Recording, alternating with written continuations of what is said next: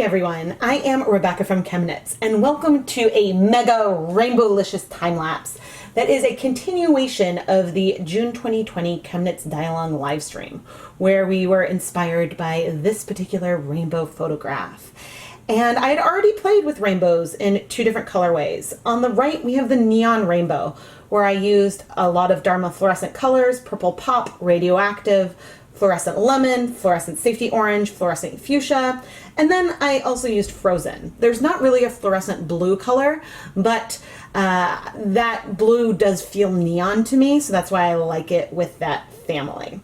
And then in the Dialong on the left, I did my more classic rainbow combination, but very randomly all over.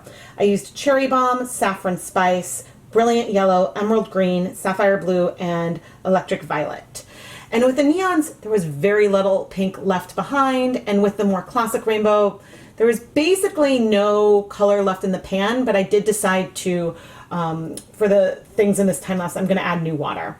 There are some of the yarn mops from our neon color on both bare and then a pastel gray base. I had steam set those for 20 to 30 minutes. And here there was another yarn mop that I hadn't steamed yet that was left over from the more classic rainbow.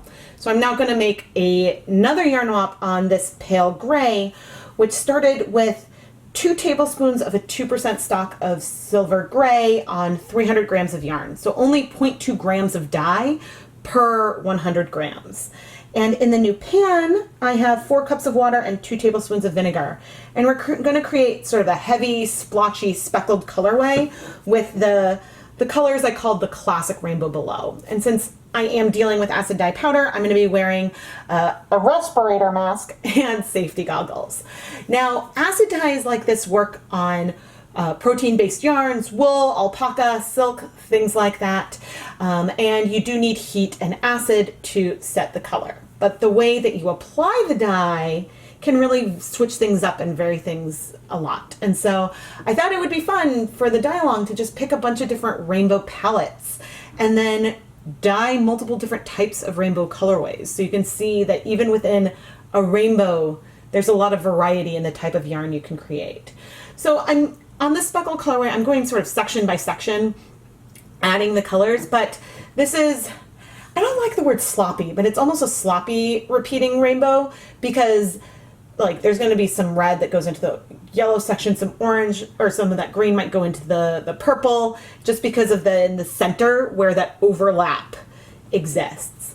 But by having this amount of water and only 100 grams of yarn, well, you can see that as I add the purple, the dye spreads a bit. If I had started maybe with like 2 cups of water, then we might not see as much spread, but I sort of like the spread. And the nice thing again with only 100 grams in the pan is it can be really spread out. So I only need to flip it twice. Whereas when I have, and later on, I'll have 200 grams of yarn in the pan and I'll have to flip it more times to make sure we get decent coverage. I'm now waiting 10 minutes before I flip just to make sure all the dye has dissolved. But with the yarn mop, instead of just going and washing my hands as I switch colors, the yarn mop was pre-soaked with some vinegar, or actually it was dyed with some vinegar. So there's acid in there already. And so I like to wipe my hands on it to use that leftover dye, not just so I don't put the color down the drain, but also it's a fun, random, unique colorway that you get. And this is something that, of all of the like leftover dye type colorways I do, this kind of yarn mop is something that I can reproduce intentionally, but it's harder when I do it intentionally because right now my focus is on the speckled colorway on the left, and I'm wiping my gloves, making sure they're completely dry before I go back into a dye stock, etc. each time.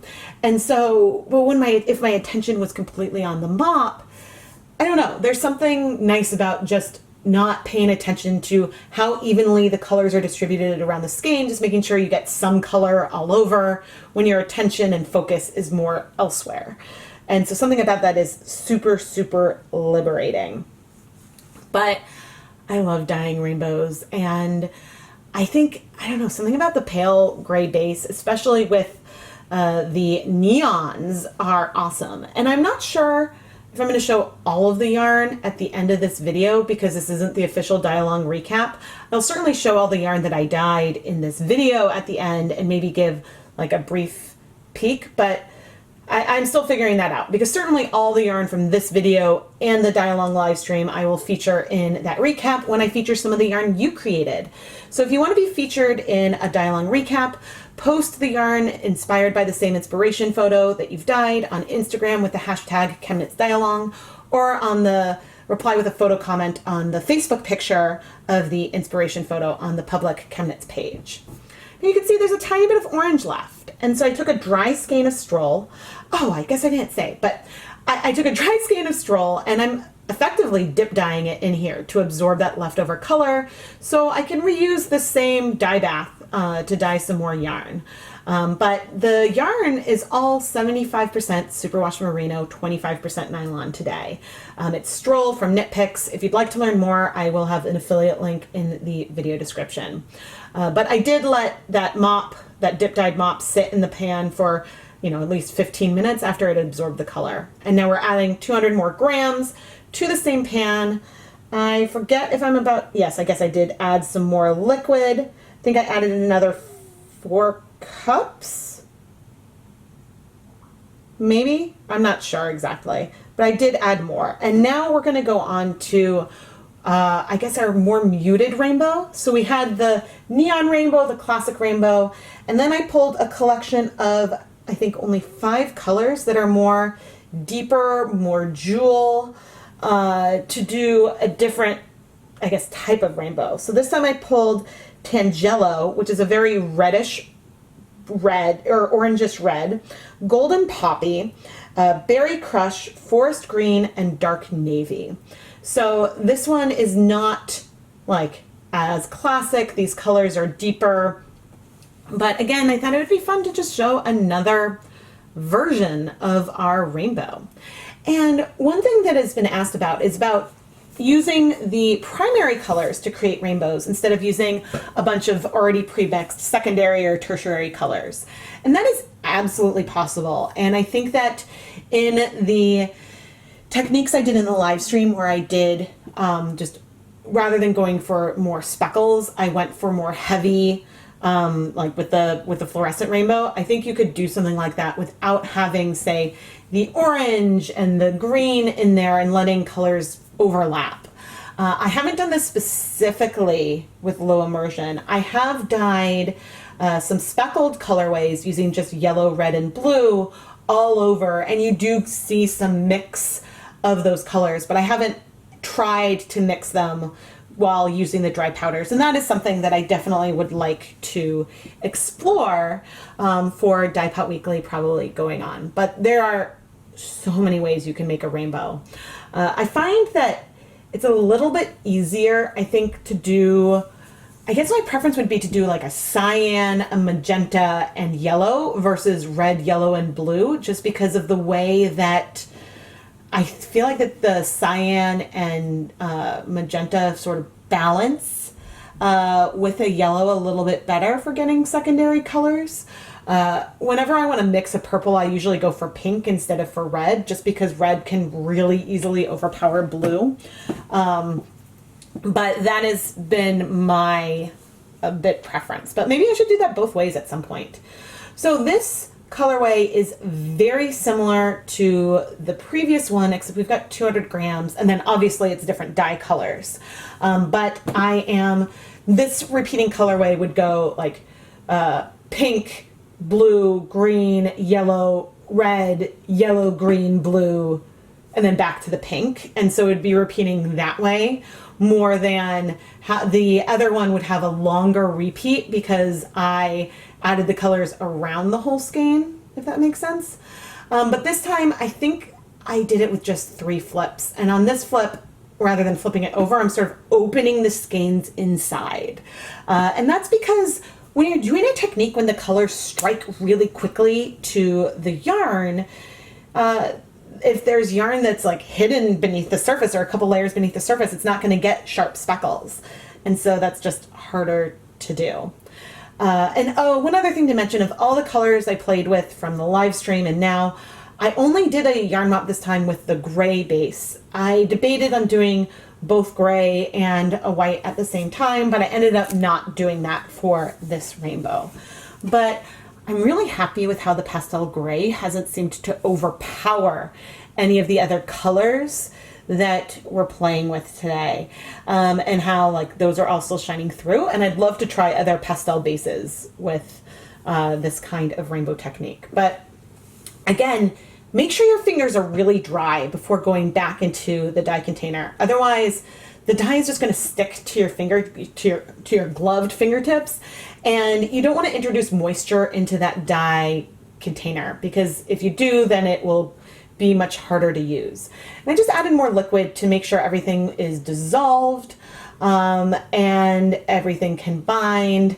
And I think I let it sit there another, I don't know, 15, 20 minutes just to let everything be set on this heavy speckled colorway. And the water has all cleared, and I'm removing everything to completely cool so then I can go wash all the yarn off camera. And I'm so thrilled that there was no bleeding for this one.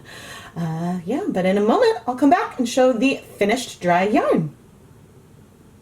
Here is the wide variety of rainbow colors that we created over the course of the ChemKnits Dye Along live stream, which again will be recapped sometime in July, but also this mega rainbow time lapse. And I'm showing all of these right now just to demonstrate that you can create some amazing variety depending on the hues of the colors that you pick. Now, obviously, you can mix whatever colors you want to create the kind of rainbow that you want. But if you're dealing directly with the dry powder, it can be beneficial to be working with pre-mixed colors, because then you can get speckles in all of these different hues. But now let's focus specifically on the yarn that we dyed as part of this mega time lapse. First, we created this repeating rainbow with an asterisk. Like as you can see, there's some green in the purple section here, some green in the red. There's just some cross color because when the dye was in the pan and you speckle, some got over here. Now you could avoid that by separating things more. You could even insert something in the pan, like a dish, to keep this spread out and more separate, or do it on the countertop if you want it to be separate. But I like it. And so doing the colorway this way versus doing red, orange, yellow, where it's sort of like a back and forth repeating rainbow, this is a longer repeat overall. So it would just give a slightly different pattern when knit up. Since we got some good spread of colors in our rainbow, it's hard to think that this is actually a white base, whereas this one was gray. But you still, on this pale, I think a 0.2% DOS gray, you can see all the colors. The yellow still feels yellow, it doesn't feel green or orange, and all the other colors ring true. And so this is just a nice difference from, I mean, I didn't dye this one in the mega time lapse, but the difference is super subtle. This one has less contrast, but you still feel the brightness of all those colors. So it's just fun. You don't have to use a plain white base as your yarn mop. Some of the yellow in this colorway did get a bit overtaken by the green and the orange, but I still feel some true yellow in here. This yarn mop we created is a beautiful peachy, neutral, dip-dyed colorway, and is so subtle compared to all of the brights we used. But, you know, I don't like to leave dye behind, and I don't intentionally dye pastels as often as I would like. So it's always fun when I have just a tiny amount of dye and I can create a tonal pastel colorway. Unlike the last rainbow speckle where we had the repeat go around the whole skein, this one is more of a back and forth because there's one big patch of this orange red and one big patch of the magenta, and then these go back and forth in between. So the actual color repeats themselves are going to be a bit shorter. But this is nevertheless really beautiful and much more jewel toned, and I'm excited. Again, if you want sharper speckles with less of this halo you see, use less water. increase the acid more. But if you have the dye not strike the water as it's hitting the yarn, then not only can you get the sharp speckle, but you don't get that spread. Unless that's what you want, and I really like getting that spread sometimes because it makes it feel like this is not a white base. Speaking of not a white base, this yarn mop wasn't a white base at all and is beautiful on that pastel gray. But these hues definitely feel different from the hues that we got with our more classic rainbow colorway. Just, you know, the forest green is much more muted already than the emerald green, etc. And so again, even over dyeing on a gray base, you get a substantially different look depending on the palettes that you are working with. I also wanted to quickly point out how the way you skein the yarn and twist it up can make a little bit of a difference in how the colorways look. So in this skein, you see more of the colors right away from looking at it, but you don't necessarily get a good sense of how big the color repeats are and things like that. You would really need to open up the skein to see.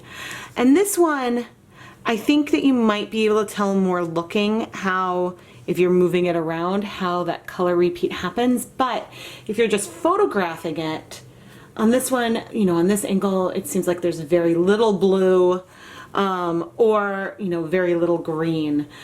So I think that ultimately comes down to preference. And just backtracking, one of them I had like this as I twisted it, and one of them was like that as I twisted it. And so on this one, you could see more of the colors. This is the way I prefer to twist it to give a better overall representation of all the colors that exist, but that's just me. Here we have it. Here is all the yarn that we dyed in this mega time lapse.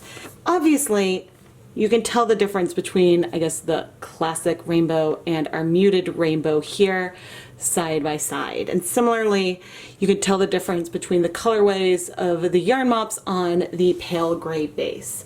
But they're all rainbow and it is fun. And so I really hope you enjoyed watching me play with a few other ways to do some low immersion rainbows when using dry acid dye powder. There are still so many techniques you could do with rainbows. I love rainbows. I have a lot of rainbow videos on my channel, so you should check it out. And make sure you subscribed to the ChemKnits Tutorials YouTube channel.